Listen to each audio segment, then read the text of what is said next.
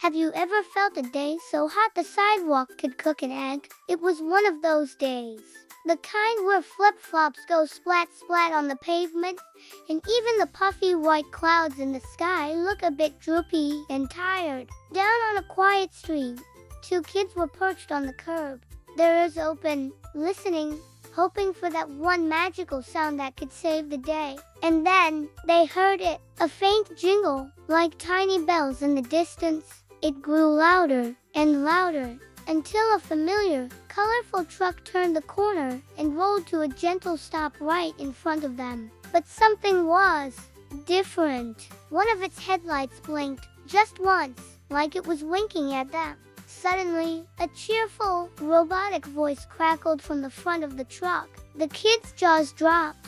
Did that truck just talk? Before they could even ask, the roof of the truck opened with a smooth, metallic clank. Two rainbow-colored seatbelts, smelling sweetly of fresh waffle cones, popped out and hovered invitingly. Today's mission, Captain Scoop announced, is Operation Galaxy Sundae. Destination outer space. Target the rare and delicious moonberry. The kids looked at each other, eyes wide with a mix of shock and pure excitement. Was this a dream? Before they could pinch themselves, the truck began a countdown. 3, 2, 1. Lift lick. There wasn't a rumble, but a giant whoosh and a pop of colorful confetti.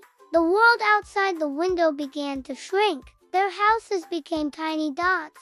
The clouds turned into fluffy white sprinkles, and the bright blue sky melted away into a glittering, velvety black. The truck zoomed higher and higher, faster and faster, until the earth itself looked like a giant, swirly scoop of blueberry ice cream floating far, far below them. Now passing the marshmallow meteors, Captain Scoop's voice chirped, warning they bounce. And sure enough, soft, white meteors started boinging off the windshield like fluffy pancakes. Boing, boing, one even stuck right to the window. The kids erupted in laughter, clutching their bellies. Can we eat it? They shouted, pointing at the gooey white blob. Only if you sing the Snackanaut anthem, the truck replied playfully. So they sang, loudly and terribly off-key, making up words as they went along. It didn't matter. Spirit excellent, cheered the truck. Marshmallow unlocked. They peeled the chewy, sweet cloud meteor off the glass and munched away. Just then, something sparkly zipped past their window, leaving a trail of shimmering dust. It let out a sound like a tiny jingle bell giggling. That, Captain Scoop explained, is a giggle comet named Sprinkles, and he knows exactly where the moonberries grow. Catch me if you can, the comet teased, its giggling voice echoing in the silence of space. It darted away, leaving a brilliant rainbow trail behind it. Captain Scoop blasted after it, dodging and weaving through a belt of giant, donut-shaped rocks. Every time they got close, the little comet would zip away, laughing its bell-like laugh. Finally, one of the kids had a brilliant idea. They shouted out the window, "Hey, Sprinkles, if you show us where the moonberries are, we'll give you any topping you want." The comet stopped instantly, hovering in midair. It twinkled thoughtfully. "Any topping?" it asked, its voice filled with curiosity. "I want crunchy star bits." "Deal," the kids and Captain Scoop shouted in unison. Sprinkles led them around to the dark side of the moon, and what they saw took their breath away. A glowing, silvery garden stretched out as far as they could see. The plants were covered in shimmering fruits that looked like tiny, round lanterns, humming with a soft, gentle light. These were the moonberries. "Careful," Captain Scoop warned. "Moonberries are very squishy. Step too hard and they go splorp." The kids tiptoed through the magical garden, their feet sinking slightly into the soft, gray moon dust. They gently picked the glowing berries, placing them into a floating basket that hummed a quiet lullaby, keeping the berries calm and happy. But just when they thought their mission was a success, the ground began to tremble. A low rumbling sound grew louder and louder. Over the horizon, a squad of penguins came zooming towards them on rocket skates. There were shiny silver helmets and glittery bow ties, and they looked very, very serious. "We are the Brain Freeze Brigade," their leader announced, his voice stern. "Those moonberries belong in our museum of very cold stuff."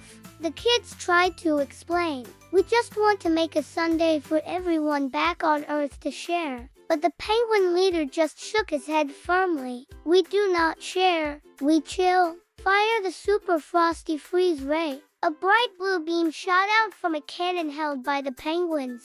It zipped through the air and hit Captain Scoop's giant metal spoons. But instead of freezing, the spoons began to chime. A beautiful, tinkling melody, like an icy xylophone, filled the air. The penguins tilted their heads, completely confused by the music. "Time for Plan B," Captain Scoop whispered to the kids. The warm cookie smell wave. A soft, invisible wave spread out from the truck. The penguins sniffed once, then twice. Their serious faces melted into happy, dreamy sighs. "Who's baking?" one of them mumbled, his rocket skates wobbling. Is there milk?" The kids smiled. This was their chance. "How about we all make the galaxy sundae together?" The penguins looked at each other, then at the delicious-smelling truck, and finally at the kids. They thought for a moment, then nodded enthusiastically. Wonk, teamwork. And what a team they were. Everyone worked side by side. The kids tossed glowing moonberries into a giant cosmic bowl inside the truck. Captain Scoop's engines hummed a catchy rhythm. Sprinkles the comet danced joyful circles around them, showering everything with rainbow dust, while the penguins performed amazing figure eights on their rocket skates, flinging sprinkles through the air with perfect precision. Soon, the galaxy sundae was complete. It shimmered like a disco ball of pure, cosmic happiness. "Target Earth," Captain Scoop announced proudly. "Mode party cannon." The kids barely had time to shout, "Wait, what's a party cannon?" before, pumph! With a joyful explosion, scoops of galaxy ice cream rained down all over the world. They landed in parks, on porches, in playgrounds, and one even plopped right into a goldfish bowl, much to the fish's surprise. All across the planet, people looked up, laughed, and cheered, tasting the sweet, sparkly magic of space. Back inside the truck, floating high above the Earth, the penguins clapped their tiny flippers. Sprinkles twinkled with joy, and the two kids grinned from ear to ear, their faces smudged with stardust. "Mission complete," said Captain Scoop, its voice full of satisfaction. Returning Snackanauts to base, the truck glided gently back through the clouds, the black of space turning back to blue, and landed with a soft bump on the quiet street where it had all begun. The familiar jingle played softly again, this time like a gentle bedtime song. The kids stepped out and looked around. Was it all just a dream? Then, one of them reached into their pocket and pulled out a single, glowing moonberry seed. They smiled. "I think it was real." Captain Scoop winked its headlight one last time. "Here's a little souvenir," it said, as a small cup with a perfect swirl of glowing ice cream appeared from a side hatch. A mini galaxy sundae made with teamwork, true sprinkles, and one giggle comet. The children waved as the amazing truck rolled away, its lights twinkling like the stars they had just visited. And if you listen very, very closely on the hottest summer days, you might just hear a faint jingle floating through the sky.